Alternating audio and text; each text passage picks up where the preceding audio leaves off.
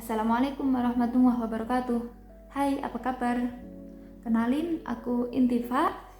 Yang belum kenal mungkin atau yang sudah kenal, rasanya lama sekali kita sudah tidak bertatap muka, ngobrol dan bercanda tawa. Ya, semoga ada kesempatan lebih cepat untuk bisa sekedar sharing.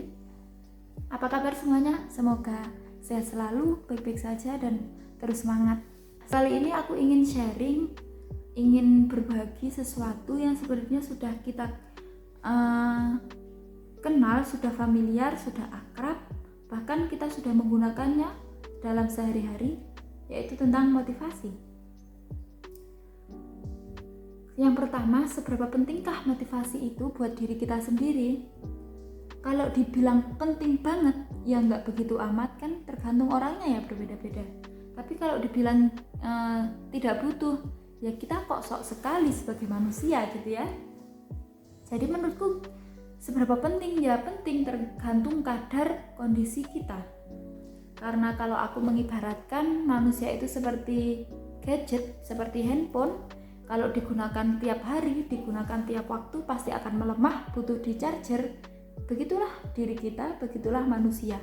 Kalau digunakan terus tiap harinya pasti akan melemah dan butuh di charger. Dan penguatnya adalah motivasi itu sendiri. Jadi motivasi itu penguat.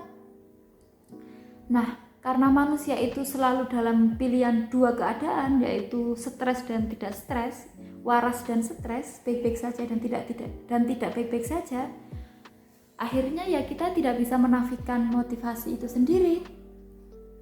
Nah, kondisi waras itu ya ketika kita bisa memberikan sesuatu hal yang baik kepada diri kita dan orang lain, dan kondisi tidak beres atau kondisi stres ya ketika kita membutuhkan sesuatu kebaikan, membutuhkan sesuatu hal yang positif. Jadi kita itu selalu dibutuhkan dan membutuhkan.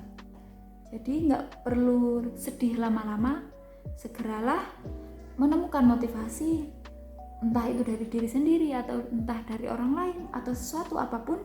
Segera temukan motivasi, jangan sampai stres itu berkepanjangan. Kalau bahagia berkepanjangan kita pasti senang, tapi kalau kita dalam kondisi tidak baik-baik saja berkepanjangan, rasanya kita tidak menikmati hidup ya. Itu yang pertama. Seberapa penting? Penting, karena kita tidak bisa menghilangkan. Nah, sekarang yang kedua, ketika motivasi itu bersumber dari mana? Teman-teman biasanya bersumber dari mana? Pasti sesuatu yang disukai kan? Nah, sama. Motivasi itu sangat mudah kita dapatkan, kita mencari atau kita menemukan itu ketika kita mendapatkannya dari sesuatu yang kita sukai, sesuatu yang sangat cocok dengan kita, yang klop, atau sesuatu yang kita sangat tertarik, misal. Dan motivasi itu tidak selalu dengan orang, kita bisa mendapatkannya dengan hobi kita. Hobinya membaca, mungkin kita bisa mendapatkan motivasi dari situ. Jadi motivasi itu lebih gampang kita temukan ketika kamu mengetahui kamu tertariknya apa, kamu condongnya ngapain, kamu sukanya siapa, kamu sukanya ngapain. Nah itu, kalau belum menemukan, coba temukan. Kalau belum menemukan sesuatu yang diidolakan, kalau saya sendiri bersumber dari hobi dan orang-orang yang saya condongi.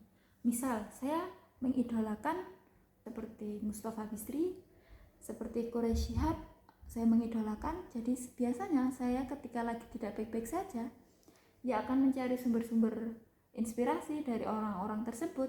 Jadi sekarang temukan, kenali apa kesenanganmu, siapa yang kamu jadikan inspirasi. Dan biasanya tidak terlalu jauh, tidak harus orang yang terkenal, tidak harus orang yang memiliki influencer tinggi, biasanya dengan orang-orang terdekat, dan itu tidak masalah, asalkan dampak yang kamu dapatkan dampak yang positif. Kalau dengan hobi, bagaimana jika kita belum kenal atau belum akrab, belum mengenal dengan diri kita sendiri, akhirnya tidak tahu hobiku apa ya? Ya sekarang kesempatan waktunya, beri kesempatan kepada diri sendiri untuk bisa mengenal lebih dekat dengan dirimu.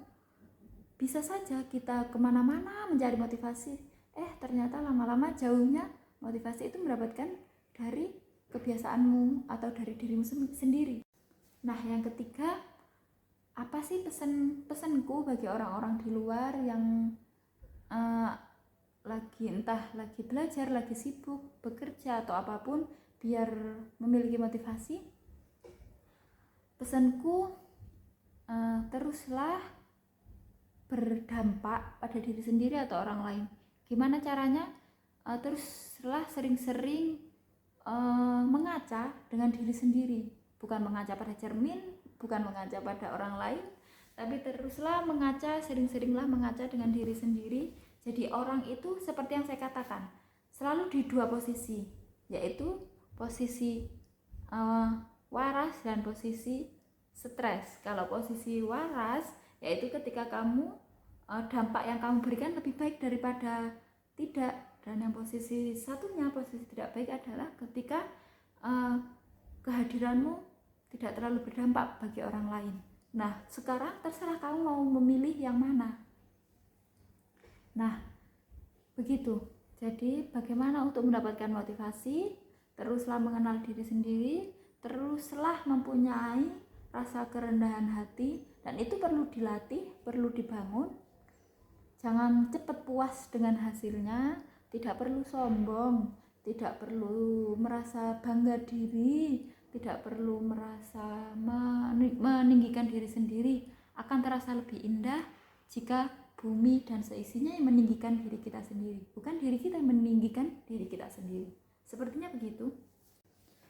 Jadi, apa hal yang bisa saya bagikan ke orang-orang di luar agar mendapatkan motivasi?